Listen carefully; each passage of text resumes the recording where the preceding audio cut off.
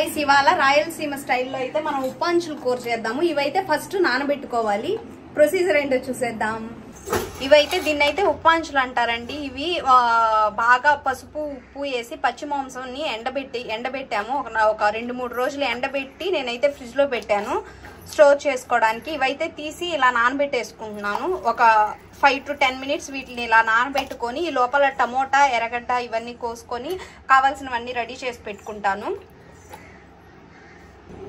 ఇలా ఉప్పాంచులను అయితే నానబెట్టుకున్నాను. వీటిని ఫస్ట్ ఒకసారి కడిగేసి తర్వాత నానబెట్టాను. ఇక ఆనియన్, టమోటా, అల్లం వెల్లుల్లి పేస్ట్ అయితే రెడీ చేసుకుంటాను. ఇప్పుడు కుక్కర్లో కాస్తంత ఆయిల్ పోసుకొని ఆయిల్ వేడయ్యాక కొంచెం మస్టర్డ్ సీడ్స్, ఆవాలు, కొంచెం సోంపు,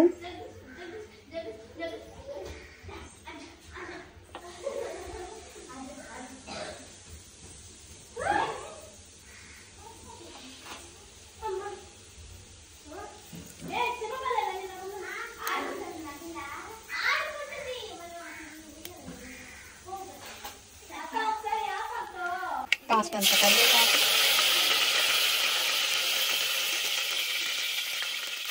కట్ చేసి పెట్టుకున్న ఆనియన్,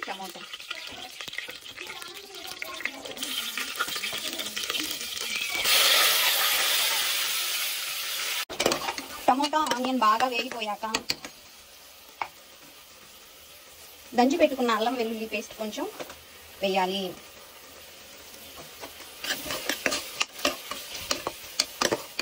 అది బాగా వేగాక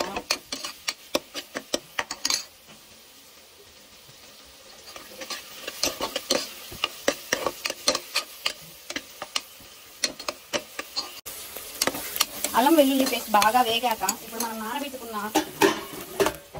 నానబెట్టుకున్న ఉప్పాంచులని అందులో వేయాలి.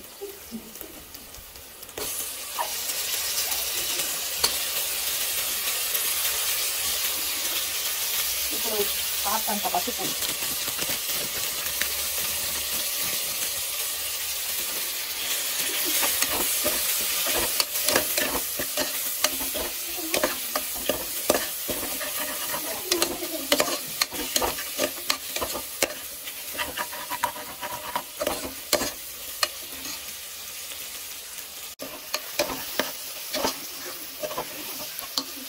ఇప్పుడు కాస్తంత ధనియాల పొడి,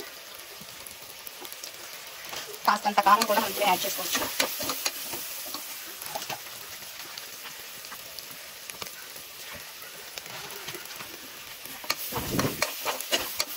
కాస్తంత ఉప్పు.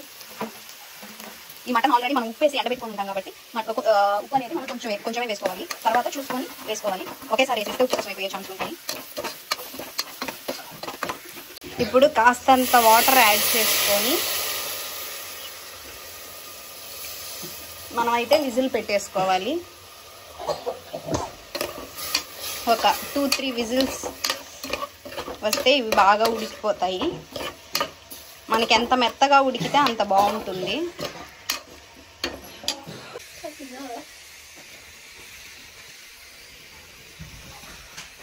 ఇలా కుక్కర్కి విజిల్ పెట్టేసుకొని ఒక 2-3 విజిల్స్ వచ్చేదాకా వెయిట్ చేయాలి. ఇప్పుడైతే ఆ మసాలా కోసం కాస్త మిరియాలు,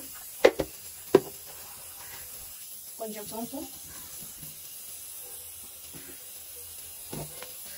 కొన్ని ధనియాలు,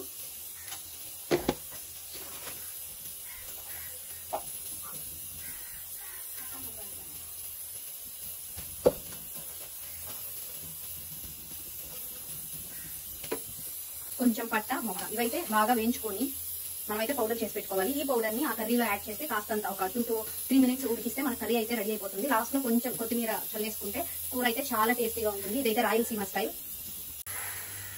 వీటిని అయితే బాగా వేయించుకొని మనం పౌడర్ చేసుకోవాలి.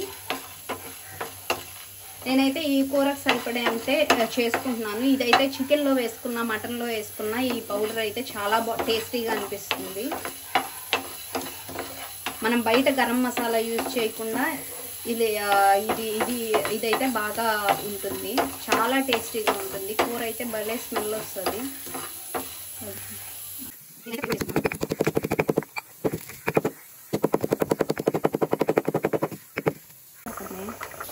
ఇప్పుడైతే ఉడికే కూరలో మన ఈ మసాలానైతే చల్లుకుంటున్నాము. సరిపడినంత వేసుకోవాలి. మనం ఎప్పుడైతే ఈ పౌడర్ని అయితే యాడ్ చేస్తామో అప్పుడు కూరకు అనేది ఫ్లేవర్ వస్తుంది, ఎంత టేస్టీగా అనిపిస్తుందో. సో మనం ఇక్కడైతే ఇంట్లో యూజ్ చేసే కారం యూజ్ చేసాం కాబట్టి పెద్దగా కలర్ తెలియట్లేదు, ఎందుకంటే మనం కలర్ వాడం కాబట్టి. బయట కొన్ని కారాలలో మనకి కలర్ ఉంటుంది కాబట్టి అది ఇంకా ఎర్రగా తెలుస్తుంది.